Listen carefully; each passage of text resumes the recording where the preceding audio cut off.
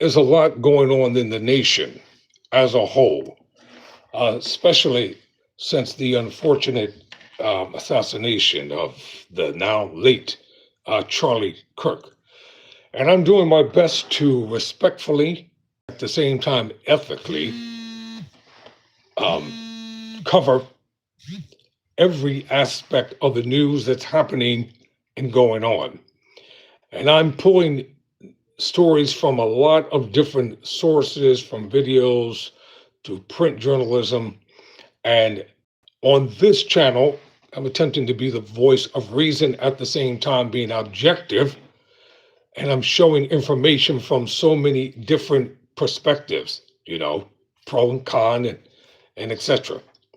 So eventually I'll get around to everybody from MAGA to the Republicans to the Democrats to the independent podcasters, and even from some of the other networks that I really don't like, but it's good to know what they're thinking and what they're talking about.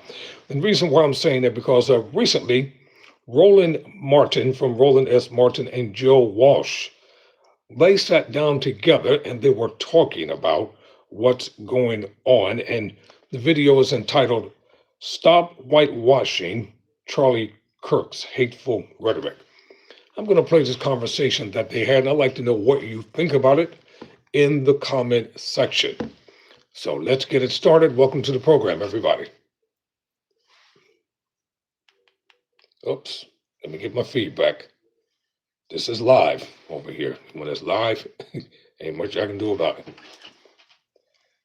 The weekend, we have seen a whole lot of drama, lots of replaying, reimagining various things that Charlie Kirk said. Of course, he is the right-wing provocateur, co-founder of Turning Point USA, who was gunned down while speaking in Utah late last week.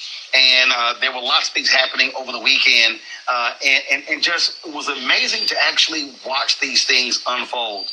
You had many people on the right who were defending everything they had to say. Oh, this was a Christ-like man, never said anything hateful or bigoted against anybody. Here's the U.S. Senator from Oklahoma saying that very thing on CNN. Senator, I want to start with you. You knew Charlie Kirk very well. You considered him a good friend. Charlie was made such an impact in such a short period of time. I mean, you think about this guy. He entered somewhat of the limelight just short time ago, 12 years ago. And he built this following that is just almost unheard of. And at 31, his voice has already been silenced because someone didn't agree with his political views.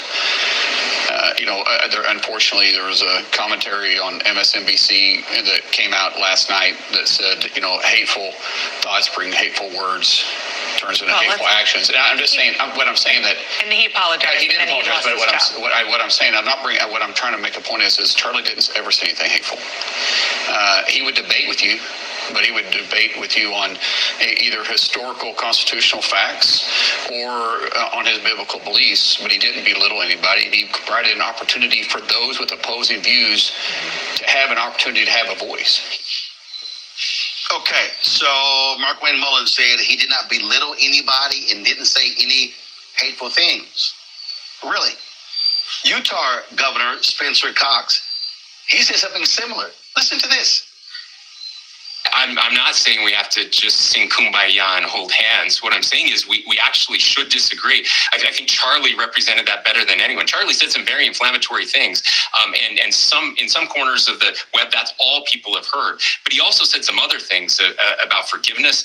He said some amazing things about when things get dark, putting down our phones, reading scripture, going to church, talking to our neighbors. He said that we have to engage, and that's what I appreciate most about Charlie Kirk. Said if we don't keep talking, that's when the violence starts. Look, there are conflict entrepreneurs out there who benefit from radicalizing us, and I'm not one of those. I don't know that that's particularly helpful, but he is right at this. We need to find out how this happened, and we need to stop it from happening. I caught my stepson spying on me in the shower. At the same time, I'll reserve my comment for a minute. I'll be back. I'll respond at the end of the video. I'm tired of these AI generated commercials about whatever crap they want to try to sell to people.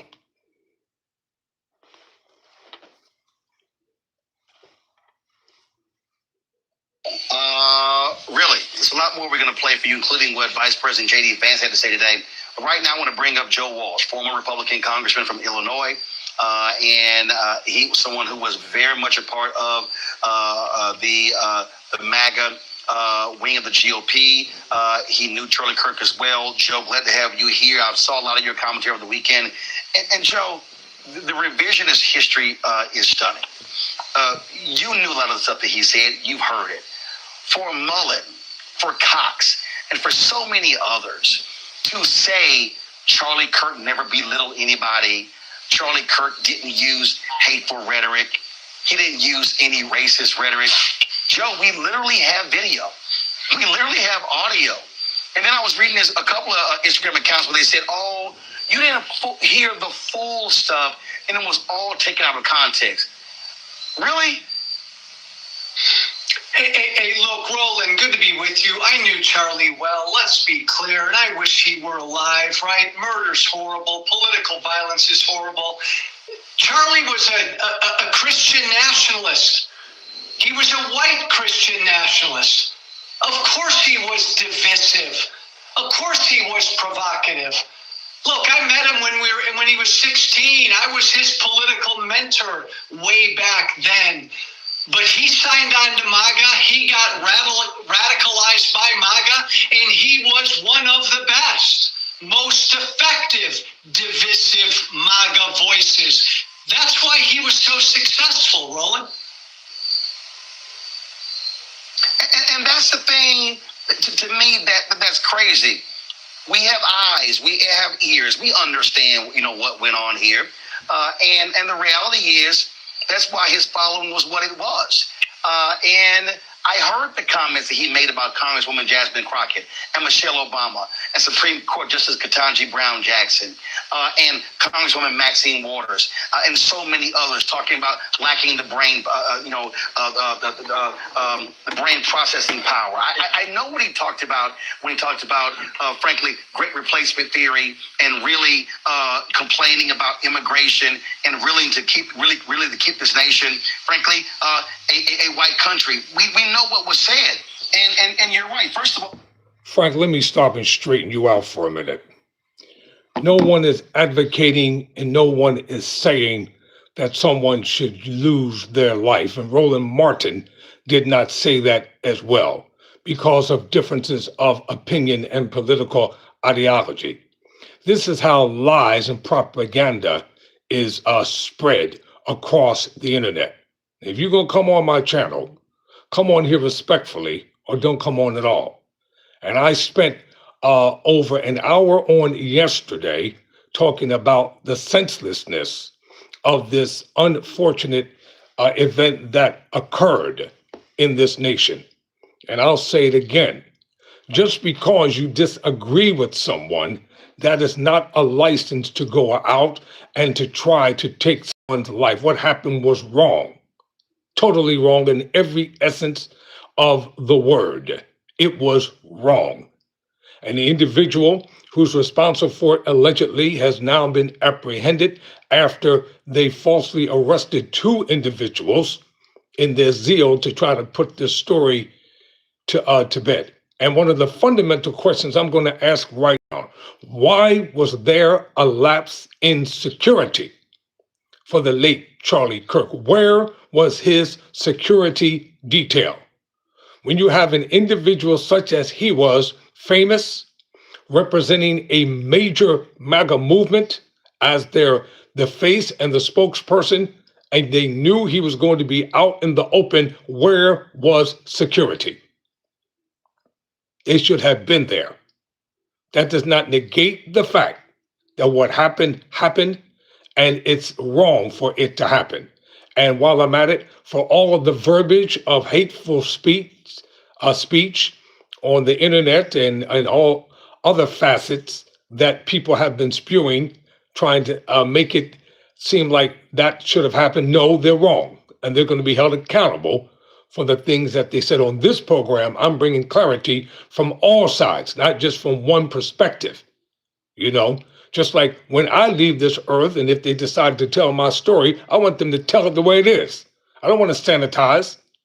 I don't want them to whitewash it. Tell the good, tell the bad, tell the ugly. Make it crystal clear. You know, don't try to make me seem like I was this pureless, sainted individual, because I'm far from it. Yeah, I may disagree with someone, but I don't think that they should be wiped off the face of the earth. When the late Reverend Dr. Martin Luther King Jr. was assassinated in Memphis, Tennessee, on April 4th of 1968, it was because a particular group of people did not like the fact that he was the anointed spokesperson for Black America and advocating for civil rights. And they're trying now to do every damnable thing that they can to try to destroy his legacy, trying to negate the fact of all that he fought for and all that he stood for. So whatever good Charlie has done, I will find it and I will talk about it. And I'll make sure that he gets credit for it. But this particular video right here, there are differences of opinion with these two men. So if you're going to come on here respectfully, because I will have to set you straight. Now let's get back to the video here. There's no justification for murder. There's no excuse for it. But what you have is this creation right now of martyrdom. That, oh, how dare anyone say any of these things, and how dare you speak to it. And here's what just amazes me. The very people who say he was a free speech champion now don't want others to have free speech in criticizing what he and others have had to say. Why Black health traditions could be the key to eliminating our most common health problems. And you and I are old enough, man, to remember huge figures in American history who were gunned down, struck down, military leaders, civil rights leaders. We are treating this 31-year-old podcaster, MAGA influencer, like he's Jesus Christ. So I come from the right. Why are my old colleagues and friends on the right doing this, Roland? Because the right wants a religious war. Let's just call it. They want a civil war. They want a holy war.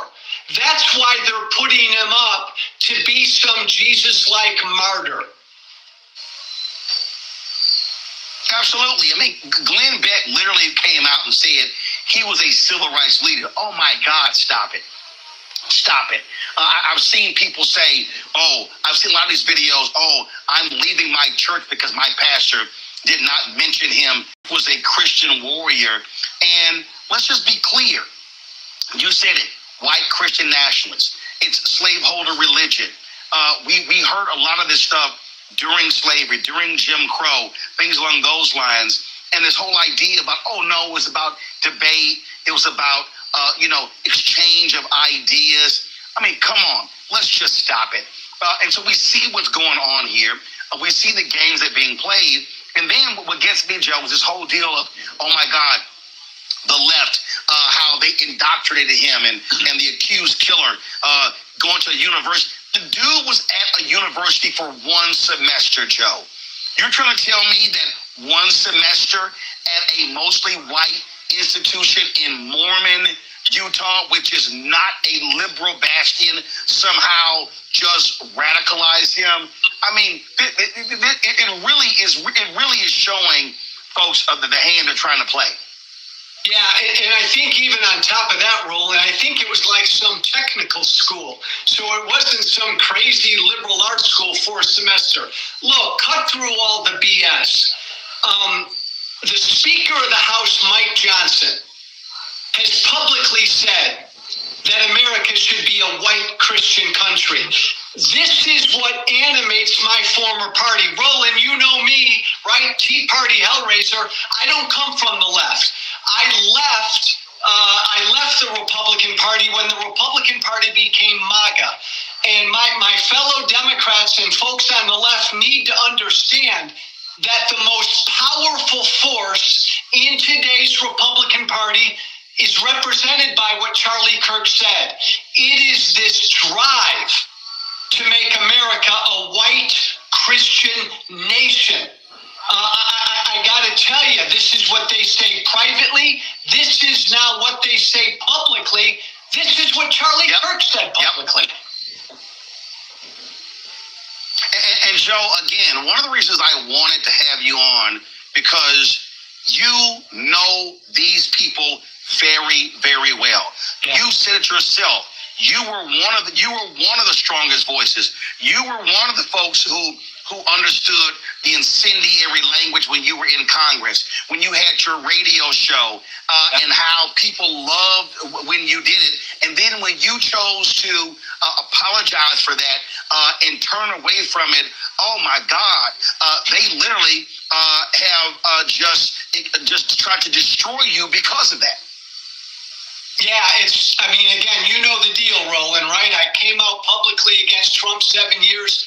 For 7 years, I put up with death threats on a regular basis. Nobody is welcome in that party unless you bow down to what this force is, this MAGA force. And again, look, there have been some people on the left who've celebrated Charlie Kirk's murder. Shame on them, be better people, but this is much worse, Roland, what my form... No, I want to correct him right here, right now. Let me correct Joe Walsh. It wasn't some people, sir. It was too many people who spoke hatefully, disrespectfully, outright terribly. Now, we're not just going to say some people. It was thousands upon thousands of them who said disgusting things out of their mouths. Let me address the person in the comment section who said the Honorable Minister Salur Farrakhan had Malcolm X killed. That is an outright lie. It is an outright lie. And if you think that Black people are illiterate and non-intelligent, you are sadly mistaken, my friend. I'm talking to, I'll call him K. I won't even address the term Mr. So let's get it straight. And then you have people on the Republican side, the MAGA side, when the 2 Minnesota lawmakers were gunned down and assassinated in their homes, they celebrated. They thought it was funny. They thought it was something to laugh about. And there wasn't an ounce of sympathy coming from the Speaker of the House or from anybody within the Republican Party. When Nancy Pelosi's husband was violently attacked, MAGA celebrated it. So don't give me that crap about MAGA as a loving, peaceful, God-fearing Christian-oriented organization. You're doing right, it's my opinion, and I'm going to continue to have my opinion. I'm not going to change it for you or for anyone else. And if you don't, you don't have to come over here, Frank. Take your behind and go over to the Fox network, the racist and bigoted network, and you can talk with your friends and your buddies over there. Friends are doing on the right, because they are turning this into a holy war. When you say we declare war on the left because of what some 22-year-old young guy did in Utah, and then you declare war on the whole left, that's a lot worse than celebrating Charlie Kirk's murder, because that's dishonest, but that's also inciting hate and violence. And Roland, look, Trump's an idiot. So yeah, Trump says the left, the problem in the country is the left. J.D. Vance is not an idiot. What did J.D. Vance say today, right? He was subbing for Charlie Kirk on his radio show, and he spent the entire show going after the left, going after them, they, them. Man, Democrats need to wake up, Roland. This is a really serious deal by my former colleagues. The stuff that I hear privately from them right now, Roland, for the last 5 days, I mean, they want to go to war. This is a holy war. Oh, it absolutely is.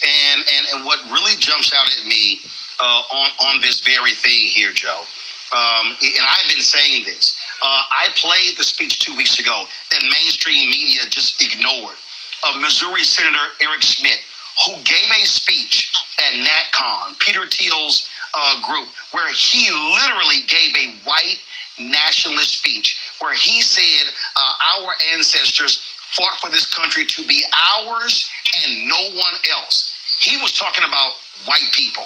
He was basically saying if you are Black, Latino, Asian American, or even Native American, America is not for you. And folks just ignored it. And so people need to understand, again, what they're saying, why they're saying it.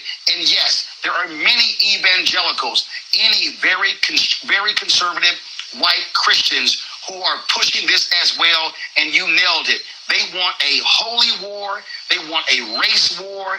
They want this to be a white country. It is clear as day. And Roland, really important point, Charlie Kirk at only 31, the impact he had because he was one of the most successful pushers of this white Christian nationalistic idea. And so I think that's why. Let me tell you something, Stan. You don't have to be ashamed to be a white man. You don't have to speak for our white nation just because some of them are doing some of the terrible things that they're doing. And Frank, let me just say this to you. I mean, I respect your right to have your opinion on different things. We can agree to disagree, but at the same time, if MAGA and the Republicans can speak freely under the First Amendment, freedom of speech, so can everybody else speak freely under that same First Amendment. They don't own the First Amendment. They don't get to say what they want to say, then everybody else has to shut up and bow down to them because they don't like it. That's the problem with this nation. There is no civility. There's no civil discourse. People can't agree to disagree on certain issues. They can't agree to disagree on the race issue. They can't agree to disagree on the economy. They can't agree to disagree on differences of opinions and things of that nature. That is the problem. Individuals should have the right to speak his or her thoughts or the ideological differences when it comes to politics. I respect everybody's right to his or her own opinions. As a matter of fact, I will probably respect them more if they speak with a conviction and they believe in what they say, as opposed to just going along to get along. I don't want to be in a room with a bunch of people who just say stuff for the sake of saying it, because now you become passive. No one likes a pacifist, because a pacifist will ignite an entire war and then walk off and pretend that they didn't take the matches and set the building on fire. So we can agree to disagree. As I told y'all before, y'all can come on camera anytime you want to. All you have to do is send me a request. If you got the guts to talk to me face to face, I'll talk to you. I love to debate some of these MAGA people, but they don't want to debate. They want to argue and fuss and cuss and raise hell. I can do that too, with the best of them. All of his defenders are out there so strenuously denying he said anything divisive, because they know if you really go through Charlie Kirk's public record, everything he said about people of color and Black women and Muslims and gays and transgenders, if people took the time to go through all of that, and that was put out for average people to see, they'd be blown away by it. That's why his defenders are like supercharged right now. They don't want that record to be seen. Today, you mentioned, and I mentioned as well, Vice President J.D. Vance sitting in to do his show. And listen to this man just blatantly lie, Joe. Play it. I read a story in The Nation magazine about my dear friend, Charlie Kirk. Now, The Nation isn't a fringe blog.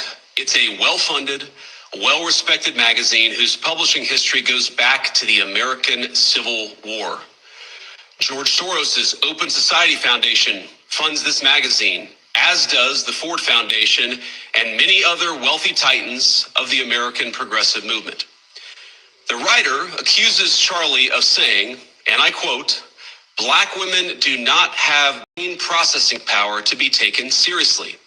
But if you go and watch the clip, the very clip she links to, you realize he never said anything like that. He never uttered those words. He made an argument against affirmative action as a policy.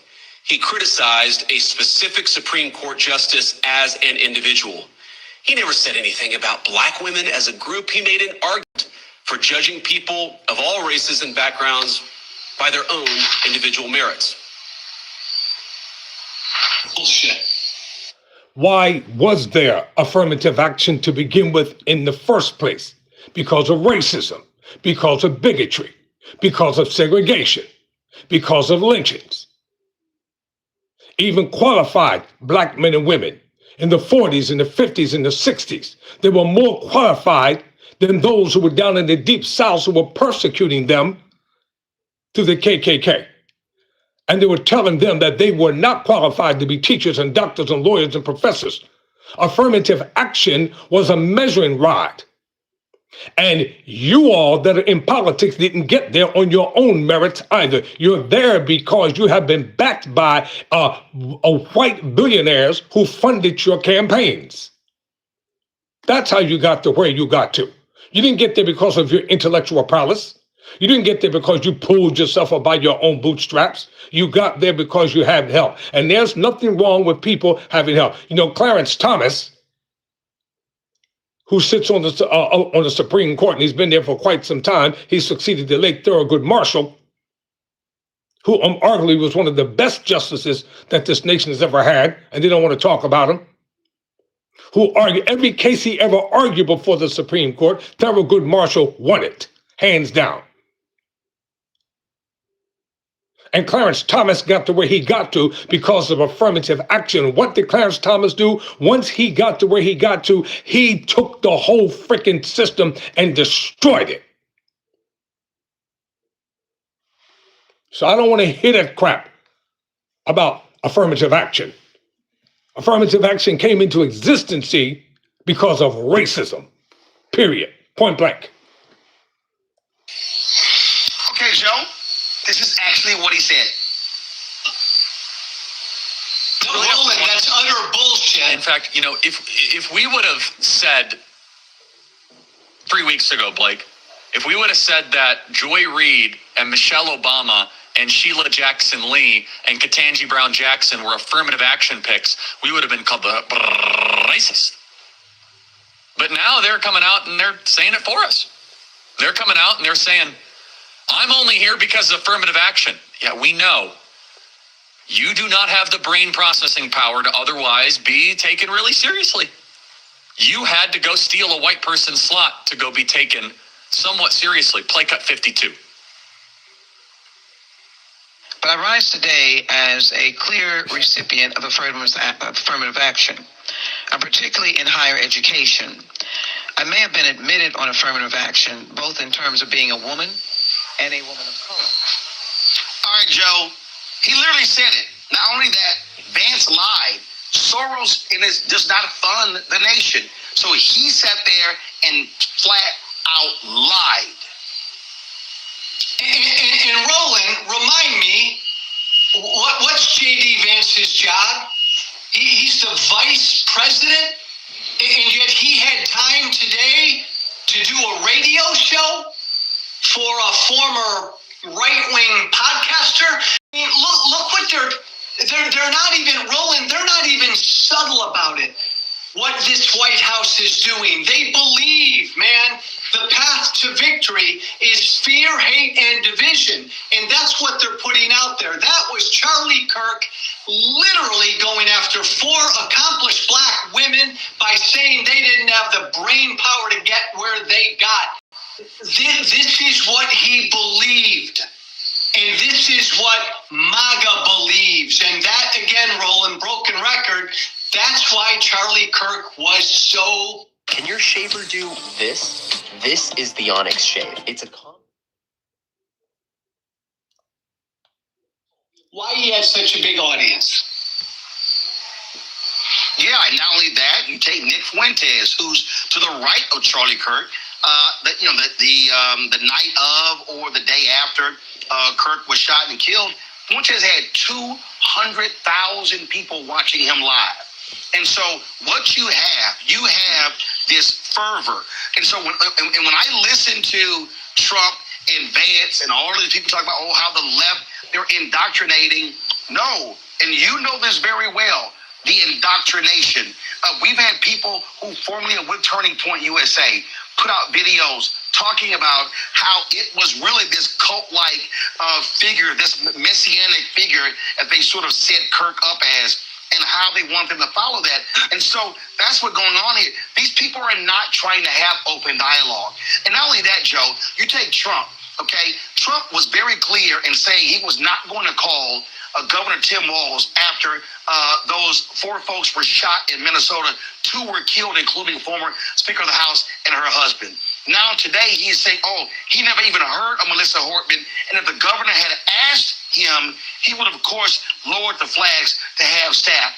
I'm sorry, he's also lying. He knew about her. He knew about the shooting, but he was so arrogant that he said, oh, 2 Democrats, a Democrat Speaker of the House shot and killed. Yeah, I don't care, but lower the flags to have staff with Charlie Kirk. Flies body on Air Force 2. Do a memorial service at the Kennedy Center. Do another one at the Arizona Cardinals Stadium. Give him the Medal of Freedom. And I'm telling you, they're going to give him a state funeral. That's what you're seeing right now. And then you got Peter Hegseth going after members of the military who said anything in the negative in the aftermath of his death. You've got Kirk supporters creating a database of people of every social media post, and then even Vance said in the podcast, you call their employer. So the so-called free speech people, all of a sudden are saying, if you say anything negative about Charlie Kirk after what took place last week, we're going to come after you, come after your job. Oh, I thought they hated cancel culture, Joe. Yeah. Roland, I remember back in my right-wing radio days, I would come on every day, and there was always some story about some leftist group on a college campus that couldn't handle speech that made them uncomfortable. Now these people are on the right. Now this is MAGA. MAGA now are the snowflakes. MAGA, Roland, they now need their safe spaces. It's funny, but it's not funny. And you're right about J.D. Vance, man. He just flat out lied. I mean, the last 30-year history of political violence in this country, the vast majority of it is right-wing. It always has been. And they put out this lie that it's only on the left. It's not even, Roland, a both sides problem between the left and the right. There is political violence on the left, but the vast majority is on the right, and they know that, and they're lying because they're trying to inflame their base. And Roland, I hear from their base every day, and let me tell you something, they are inflamed. I mean, they are ready to march and grab their you-know-what. This is a scary time. Is that folks need to understand what is certainly at stake. Joe Walsh, I appreciate you joining us on the show. Thank you very much for your insight. Thanks, man. All right, ladies and gentlemen, thank you all for coming on the program today. Thank you for everybody in the comment section, whether it's pro or con, whether I agree or disagree. As I've always said, and I'll continue to say, that that right there, that is uncalled for, Kendall. That statement is totally uncalled for. There's no need to even go there with that type of verbiage. And I will have to go back. No, that is wrong, outright wrong. And I'm going to say it again, Charlie Kirk did not deserve to be assassinated. He had a right to his ideological political differences. He had a right to freedom of speech. He had a right to be the conservative influencer and the voice for MAGA. That was his right. And he didn't have the right to be assassinated because of it. That is totally wrong. You know, I will fight for what is right and stand for what is wrong. And that comment is totally out of place. You're welcome. So, Frank, I appreciate you. May disagree with some of the things, but you're always welcome to come on, for you all. All right, ladies and gentlemen, I got to get ready for the next video. Thank you for watching today, Tyrone Bowman Live. And listen, let me get this in. If you have any videos that you want me to put on pertaining to Charlie Kirk, send them to me at Tyrone B. Bowman Sr. at gmail.com. All you got to do is send it to me, and I'll take care of the rest. That's Tyrone B. Bowman Sr. at gmail.com. You're welcome, Frank. With me, this is not personal. You know, I'm a journalist. I'm a broadcaster. I'm a commentator. I am a criminal justice major. And I'm not here to play games. I'm here to be fair with everybody, even those who might not like me. And it's all good. Seriously, it's all good. All right, everybody. You too. See you in the next video, Frank. Never surrender. Never quit.